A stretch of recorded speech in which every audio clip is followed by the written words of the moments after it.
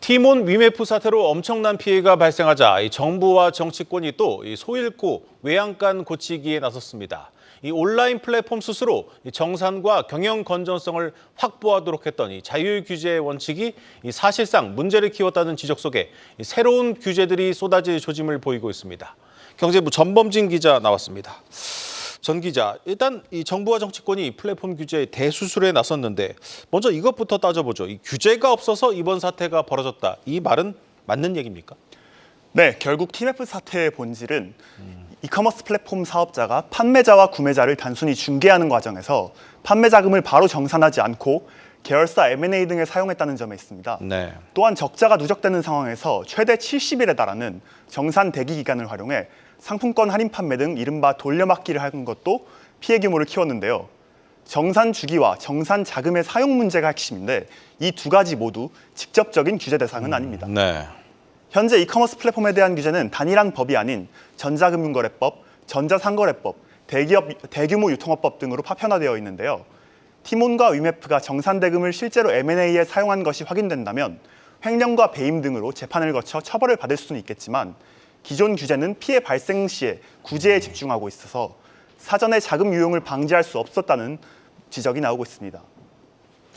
판매 대금의 기한을 명시적으로 제한하는 법은 대규모 유통업법뿐인데 그조차도 백화점이나 할인마트 등 전통적인 유통사와 제품을 직매입하는 쿠팡 등 소수 플랫폼에만 적용되고 있어서 티몬 위메프에는 해당 사항이 없었습니다. 그러니까 정부는 이번 기회에 단순히 처벌을 강화하는 걸 넘어서 이 플랫폼들이 이 판매자와 소비자 사이에서 이 자금을 쥐어 틀고 있는 이 구조를 바꾸겠다는 건데 그렇다면 구체적으로 어떤 논의들이 진행되고 있습니까? 네, 우선 정부에서는 금융감독원과 금융위원회 그리고 공정거래위원회 세 가지 기관이 각자의 분야에 해당하는 제도 보완을 검토하고 있습니다. 네. 금감원은 티맵처럼 이커머스와 피지사를 겸업하는 회사가 자금 사정이 어려워도 판매 자금에 손을 대지 못하도록 일반적으로 증권사나 자산운용사에서 볼 수 있는 강력한 방화벽을 설치하거나 네이버나 쿠팡의 사례처럼 두 사업을 분리하도록 하는 방안을 추진할 예정입니다. 금융위원회는 다음 달 시행을 앞둔 전자금융거래법 개정안의 적용 대상과 범위를 확대하는 방안을 검토하고 있습니다.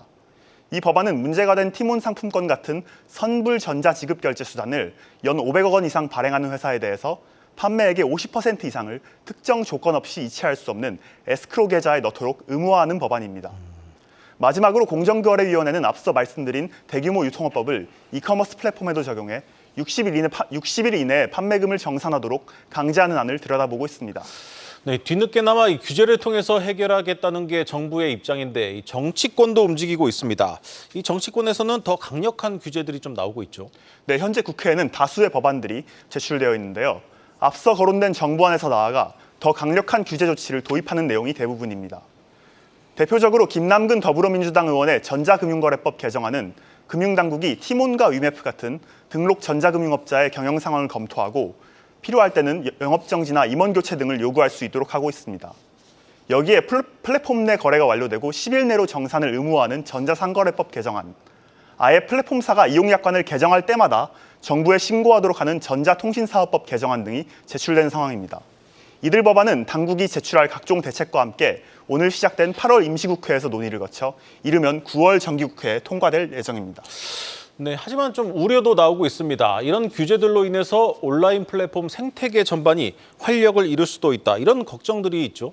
네, 그렇습니다. 이커머스 산업이라는 것은 기본적으로 쿠팡과 네이버 같은 점유율 최상위권 기업들을 제외하고는 대부분 적자인 상황인데요.